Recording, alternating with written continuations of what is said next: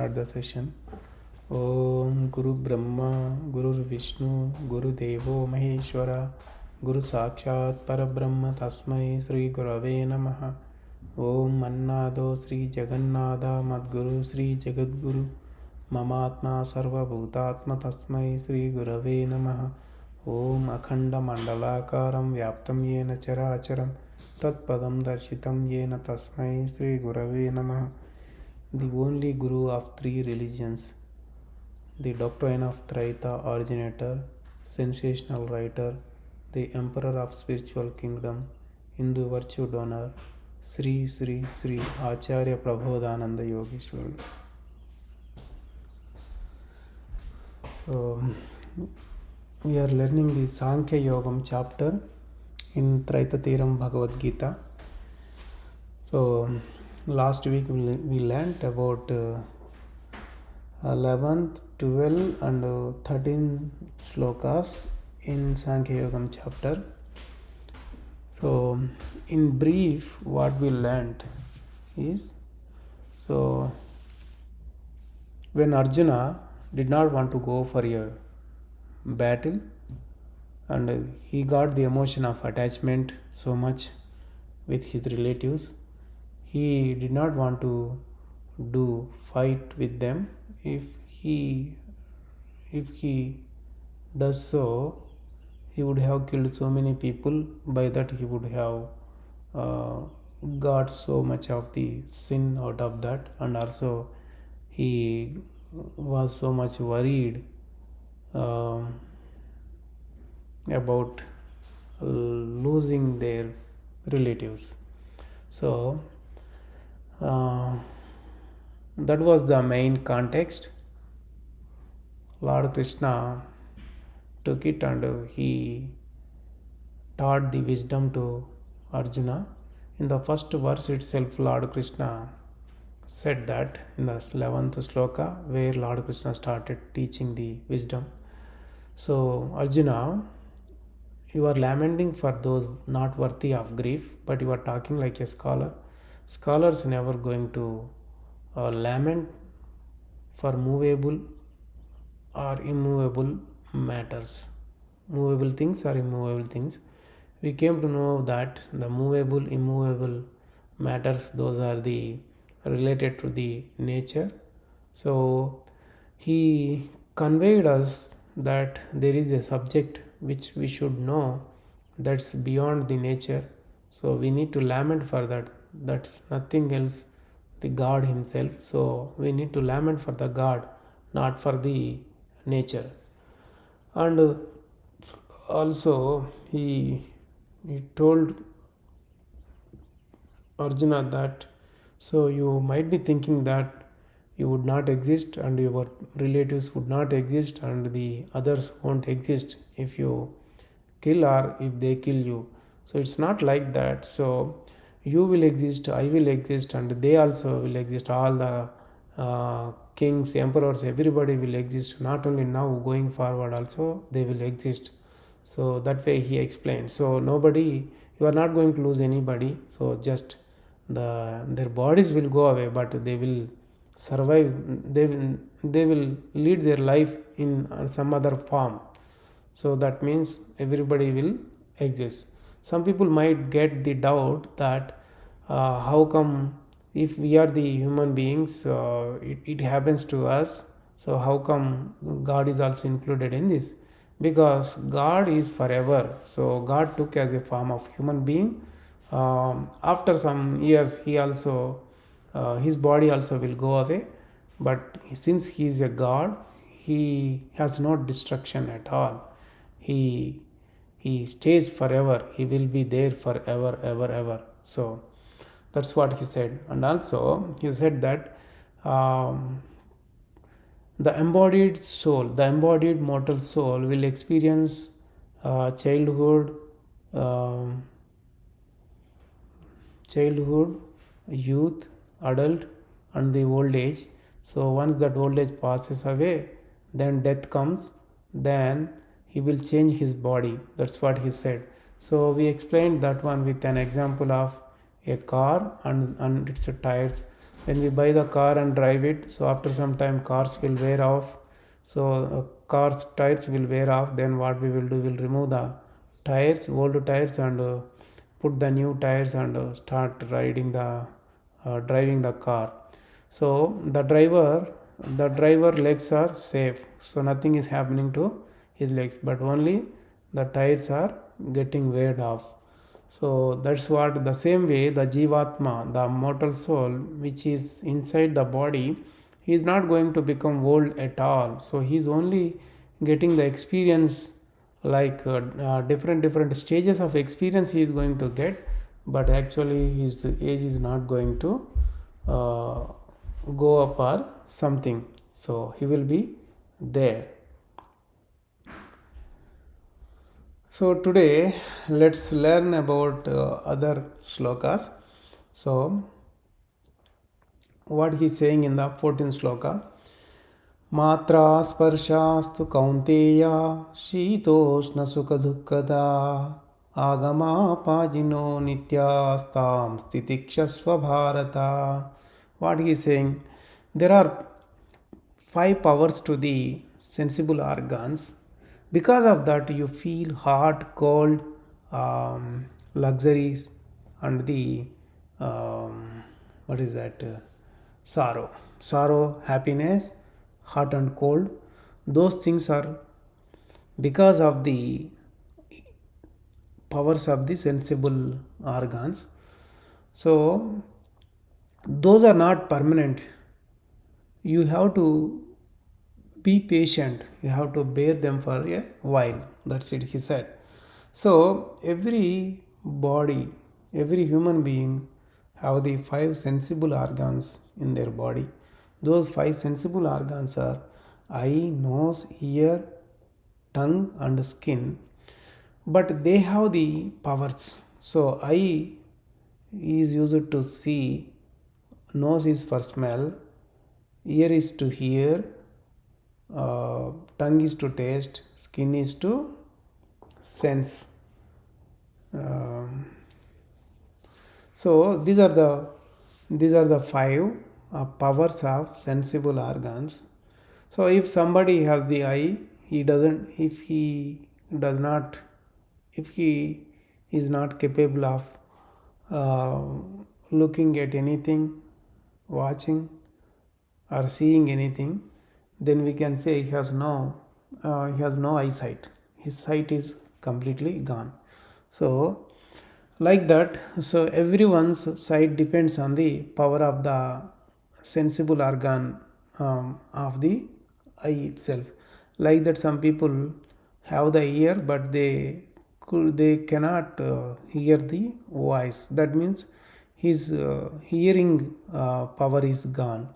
So all the sensible organs which will give the information about the external worldly related things. So these sensible organs work for everybody, irrespective of the religion, irrespective of the creed, caste, or whatever it may be. Every human beings have the powers of sensible organs. So if a wife of a if a person's wife is much more attached to him, means because of the sensible, the power of the powers of the sensible organs only, since he is looking at her, and he is talking to her, he is listening to her, so that he got a lot more attachment with her. He is in relation with her. So he would have a lot of interest. He loves so much her. So whenever she dies, then he knows that she passed away. She might got some. He might got some other body. There she might be leading her life. But why he will be in deep sorrow, means because he got the relationship because of the powers of the sensible organs. Since he got lot of attachment with her, so he will be in sorrow for some time. So after that, what happens, So the sensible powers of sensible organs will be providing different kinds of matters to him always. So later point of time he will forget about his wife and all the relationship what he had. Everything he will forget, and he will be focusing on some other subjects. So that's what God said, that here the whatever whatever you experience, cold, hot, happiness and sorrow, all those things are just temporary. So that's why he said, Shitoshna sukha dukkada agama payina nityaha. So agama paina, that means they come and go like that. And all these cold, hot, happiness, sorrow, everything, just they will come and just they will go out. So since everybody is living, everybody is having those powers of sensible organs, so everybody will face these experiences in their life. So that's why Lord Krishna is saying here that, so uh, uh, you should not say, be over joyful for the happiness you have, and you should not go down because of the sorrow you have. So if you have patience, if you could able to bear them, what happens because of that, so you will get lot more benefit out of that. So what kind of benefit you are going to get because of that? So let us see the next sloka. So if you have any doubts, you can ask here. Let us see the 15th shloka.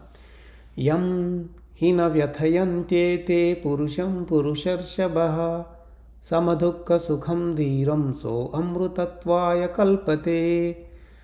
So whoever does not make any difference between the happiness and sorrow, and who doesn't get any who doesn't involve in the sorrow, so who doesn't face the sorrow, so he would be eligible for the amrutatvam, that means foreverness, we can say foreverness. So what Lord Krishna is saying, all these hurdles and happiness, uh, cold, hot, those kind of experiences, even if you are facing them, you should have patience, you should bear them. So when you have that capacity, when you are capable of doing that, what happens? After some point of time, you will lose the relationship with the powers of sensible organs.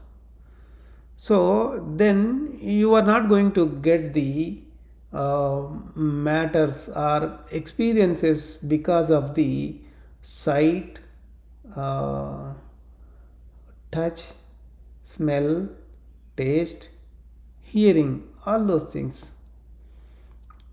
All those things are powers of sensible organs.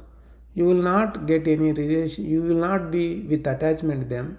When you will never get those kind of those attachments, then what happens, you may get habituated to do the Brahma Yoga. So when you can succeed in doing that Brahma Yogam, what happens, so your karma is going to get destroyed. Once it is done, then what happens, you will merge with the absolute soul. So then you will become the God himself. See how much benefit is there by not get attachment with the powers of sensible organs. So do you have any doubt over here, or shall we move forward? So let us continue. 16th slokam. Na sato vidyate bhavo na bhavo vidyate satah ubhayorapi drushto antastvanayo tattvadarshibhi. So this slokam talks about the mortal soul over here. So Since it is a power, that power is called Atma or soul, immortal soul. It has no destruction at all. The body, which is not a power at all, which is not the Atma, the immortal soul at all, it will definitely get perished. So, as it is a definitely happening thing, the one who visualized these things, that means the one who visualized Atma or immortal soul, he must be knowing the difference between the body and the immortal soul. That's what he is saying over here. So when we go in deep explanation about this Shlokamu, so if you take a body, the body contains mortal soul and immortal soul. Mortal soul and immortal soul both are embodied inside the body. That's why we can say they are the Dehi. Dehi means they are embodied. The perishable body is having imperishable uh, imperishable Atma also.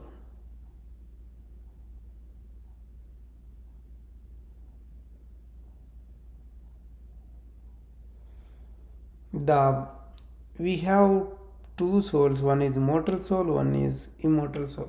Mortal soul that can be perished at the end of his all his karma.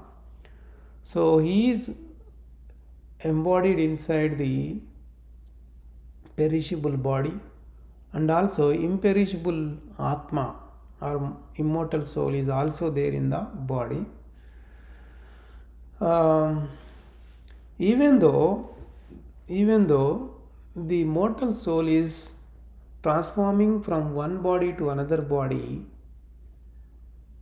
but at the end or at the final death, he will merge back with the Paramatma and he will get the liberation. So that's why this mortal soul is called Kshara. Kshara means perishable. When he gets the liberation. But the Atma, the immortal soul, is spread in all the bodies, all the living entities. In all the living entities, immortal soul is there. So he does not have any destruction. He is not destructible. That's why he is called Akshara. That Akshara, the immortal soul is spread in every bodies, and he is centered in the head portion of the body. From there, all his power is spread whole body. From the head portion, it is his center. From there, he is giving all the orders to all the organs inside the body. So that's why all the organs function in the body. This is an example, like, so we have radio, TV, fan, so and so. So they will work only when you pass the power to it. Without power, they are not going to work. The same way, the power is immortal soul. If that is not there in the body is not going to function at all. We can say it's an unconscious body. When it is unconscious, what happens? That body is going to get destroyed very, very soon.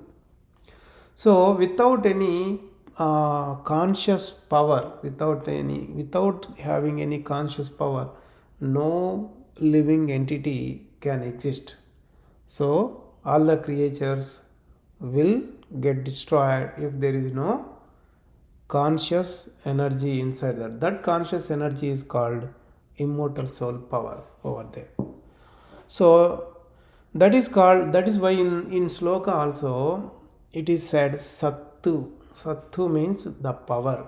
That power exists inside a cow or an elephant or an ant or a mosquito, whatever you take, it's there.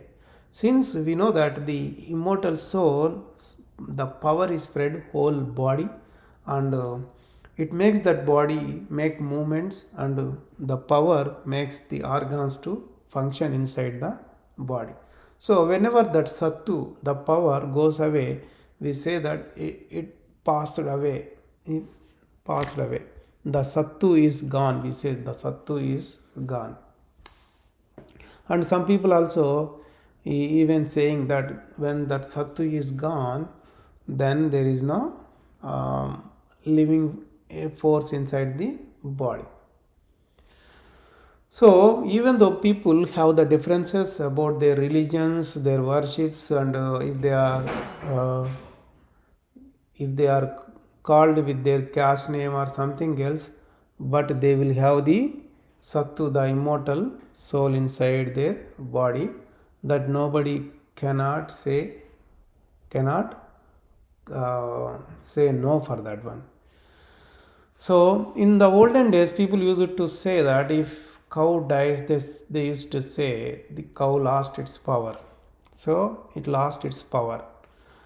Even the same elephant or anybody, if somebody dies, they say, oh, its power is gone from the body, the conscious energy is lost in the body. And such kind of conscious power, the conscious energy is called immortal soul. That immortal soul has a theorem or doctrine. What is that theorem is? So wherever there is a mortal soul, along with that immortal soul will be there. So wherever the immortal soul is there, mortal soul must be there.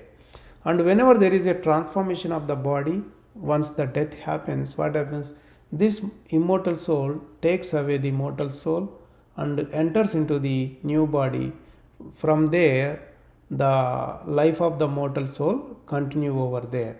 So that's why for every body,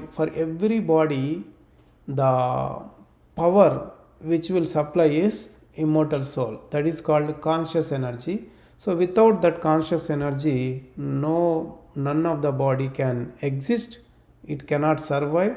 So it will get perish very soon, immediately. So this is like a light inside the body. The immortal soul is a light of every body. So because of that, some people are behaving in this world with different powers and their authorities. One is like inspector, another one is like a robber, and other one is like a president, prime minister, and different designations. People are leading their life. Some people, what they are doing, they are because of that power they have as a designation, they would like to show it on the other people. By doing that, what happens? They have to gain more karma in that. So because whatever the power they show, they are thinking about that designation, but the source root power they are not even knowing that one. So that's why when the Jesus Christ was in the court, so in that court, the judge was asking Jesus Christ that, so if he was telling to the Jesus that if I think I can give you punishment whatever I want, then Jesus said that it's not in your hand. So whatever is given by the God who is on the high, so who is the highest of all, if some order comes from there, then only you can follow that one. Without that you can't do anything, because Jesus knows about the explanation or knowledge, complete knowledge about the mortal soul and immortal soul. So that's why he gave that answer to the judge in the court itself. So is there any doubt? Okay, let's move on to the 17th shloka. avinashi tu tadviddhi yena sarvamidam tatam vinasham avyayasyasya na kachit kartumarhati. So what he is saying, the absolute soul has no destruction at all. He is spread whole world and he is there in everywhere. It exists inside the body and also outside of the body. So such kind of absolute soul, who can destroy him, he is saying. So in the body we know that mortal soul and immortal soul both are there. So both are embodied, embodied inside the body. They are called embodied souls inside the body. So not only these two, there is another soul which is called absolute soul, that is also living inside the body itself. But there is a speciality of absolute soul, that it's not only present in the creature's body, it's also present outside the body also. He is boundless, he is spread whole world everywhere, he is infinite, he is spread in every photon, neutron, electron, atom, any particle you take, he is spread everywhere. So nobody cannot kill him, nobody cannot destroy, because it's unknown to anybody. Nobody cannot see it with their sensible organs. He is beyond the sensible organs. So how can we destroy it? We cannot do that one. Even when mortal soul and immortal soul leave the body, when death happens, the Paramatma stays in the dead body also. So he is inside the body, outside the body, he is everywhere. So even if somebody wants to kill him, he is inside that person who is trying to kill. If you think like that, that's why. So he is never going to be destroyed. So nobody cannot harm absolute soul. Nobody cannot do anything to it.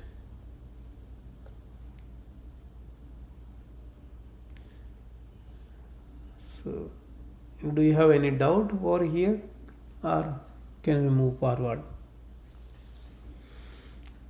So let's know about the 18th Shlokam. Antavanta ime deha nityasyokta sharirinaha anashino aprameyasya tasmad yudhyasva bharata. So what he is saying to Arjuna, not only to him, to everybody.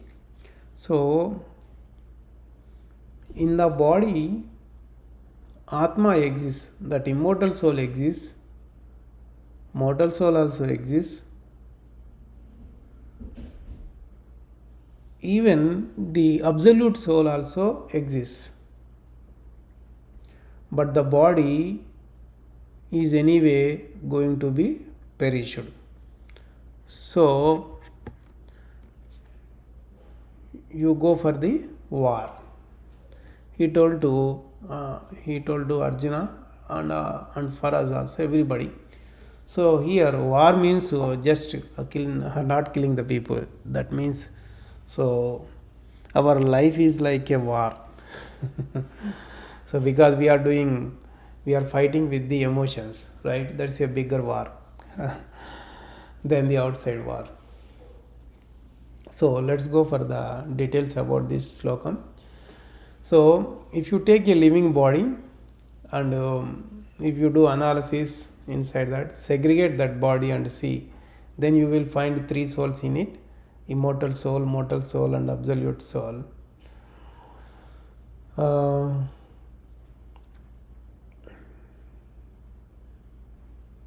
So in this Shlokam, God said about the immortal soul and the absolute soul, not about the mortal soul. and he said that antavanta ime deha, that means this body will definitely get perished. So this perishable body is having the uh, undestructible immortal soul, and this immortal soul is divided into many parts, and each part is there in each and every body. So on a whole it's only one immortal soul, but when you think about millions and billions and zillions of the bodies, in each body there is a part of the immortal soul. But the mortal soul is completely different for each and every body, because the mortal soul is the one who earned the karma. According to the karma, he will get experiences completely different. So each and every body contains the different mortal souls. If we think about the immortal soul, if there is a death happens to immortal soul in a body, then we can't say that whole immortal soul is dead. So it's only to a single body, but the immortal soul is surviving in the other bodies. So when you take a whole of that, then we can say he is not perishable at all.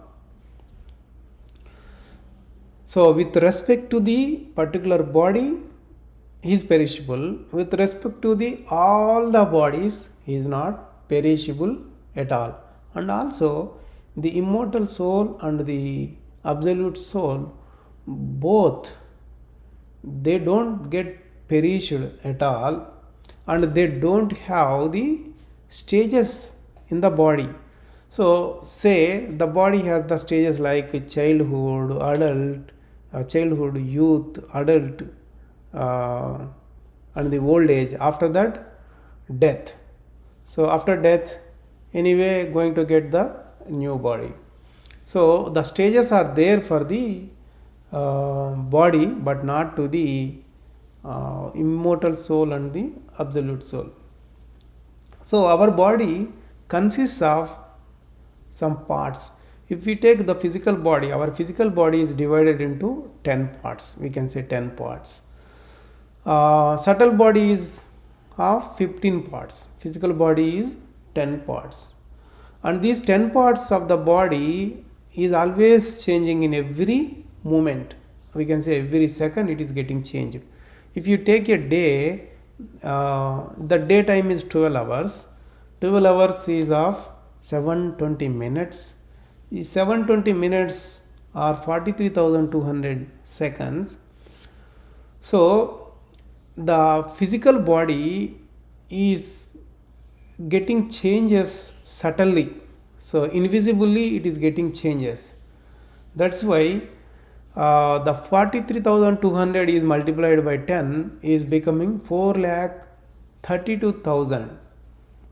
432,000. The subtle time, we can say it's a subtle time. So in a day, every body is getting changes of 432,000 changes every body is getting in a day. That is why after some time, so the body is becoming the old. But nobody knows that the physical body which we are seeing is getting changes invisibly. So directly it is getting the changes in every moment, and also it gets perished after some time. So many people know about that our body gets changes, and also after some time this body gets destroyed. So that's why Lord Krishna said that don't think about this body, anyway it's going to be perished after some time. So you go and do your work. And also one noticeable point over here is the age of Kali Yugam is also 432,000 years. So do you have any doubts over here? If you have any doubts, you can ask, or you can put a comment in the YouTube so that we can see it and answer you. Let's end the session here after doing the Mangala Prardhana. Om Mangalam Gurudevaaya Mahaniya Prabodhatmane Sarvaloka Sharanyaya Sadhurupaya Mangalam. Prabodharpanam to everybody.